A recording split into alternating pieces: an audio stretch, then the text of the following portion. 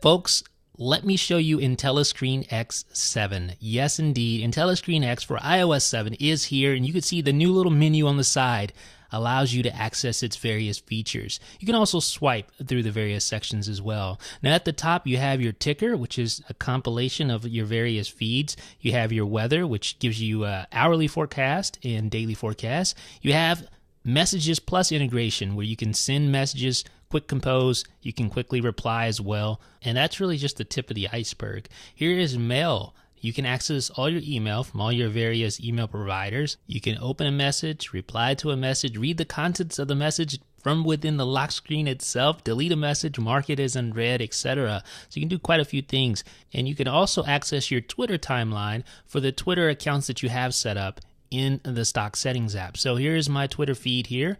I have my timeline. I can read all the tweets contained in the timeline. I can tap a tweet and open it, reply to it, retweet it, or I can even open up the link associated with that tweet there. So that opens up the loop right in Safari. So I can just read that post there if I want to do that. So this is a good way to stay productive with regard to Twitter. You can stay up to date with all your latest tweets. You can even pull down to refresh the Twitter feed if it hasn't refreshed yet. You can also tap on where it says timeline to access your mentions. So if you just want to access the mentions that you have, you can do that as well and see who's talking about you.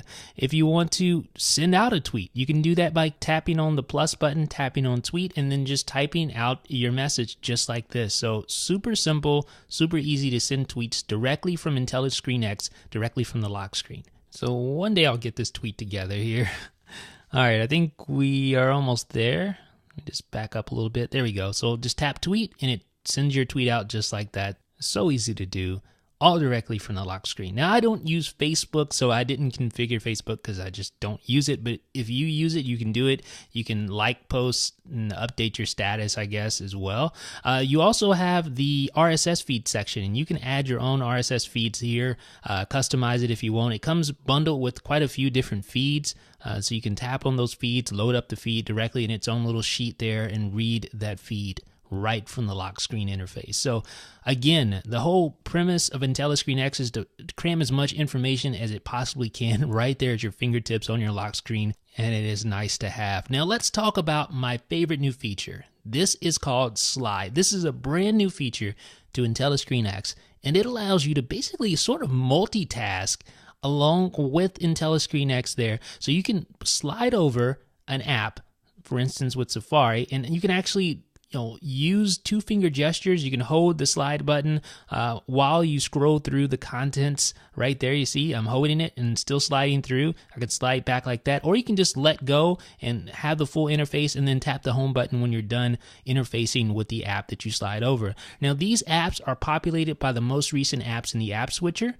So you could see there, I have the settings up and I can just browse and peruse through settings, all the while holding with my finger on the slide button itself there. So I don't have to entirely take up the full screen if I don't want to. I can still have IntelliScreenX, or I can take up the full screen like I just did there and tap the home button to get rid of that screen. So that is Slide, and that's not only accessible from the lock screen, it's accessible from anywhere when you have IntelliScreenX installed. Now here is Notification Center. Again, this is basically the IntelliScreenX interface crammed within Notification Center. So you have the tabs at the top, your different views, you have your today view still, and again, like I said, you can still access your slide interface directly from anywhere. So you can be at your home screen with Notification Center open, access Slide. You can be just at the home screen itself and access Slide. And let's not forget Messages Plus, which allows you to quick compose directly from your lock screen, directly from Notification Center, using a little button in the bottom left-hand corner. You just tap that little button.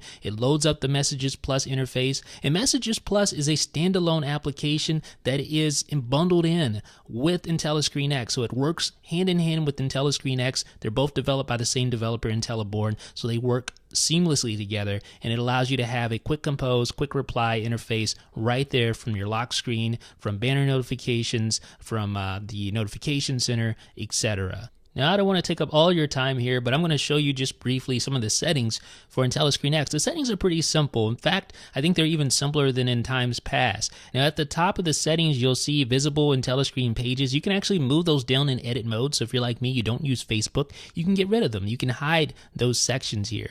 So now when you slide down, you'll see the main ISX page. You'll just see Twitter and Today. ISX page contains your normal notifications and of course the weather as well. Below here, you have some general settings enabled on the lock screen. So obviously you probably want to keep that enabled unless you just use IntelliScreenX from Notification Center. You have dimming options. You have lock screen blur or tint. Now I'm going to change it over to blur. You also have slide, which you can actually disable on the lock screen, and you can also whitelist apps. So if you have a passcode set, I don't have a passcode set in this instance, but if you have a passcode set, you can have apps that will load up regardless of the passcode. They will ignore the passcode if they fall under that whitelist. Now there's Messages Plus settings as well. You can outright disable Messages Plus if you don't want to use it. You can also show on the lock screen, and you can have that manual banner dismissal, which I'll show you here in a second. So here is the blur background on the lock screen. It looks a little different here. You get a lot more light shining through with the blur enabled there, no dark mode. And you can see I just have the home and I have the Twitter icon there, because I hid those other sections in the settings for IntelliScreenX. Now, let me show you one last little thing here. I'm going to receive a message from Sebastian. And this message, notice the banner notification has that little blue X in the upper right hand corner. I can tap that little blue X to get rid of the banner, but if I don't, it'll stay there indefinitely until you actually remove it manually. So that is an option you could set up in the settings for IntelliScreenX.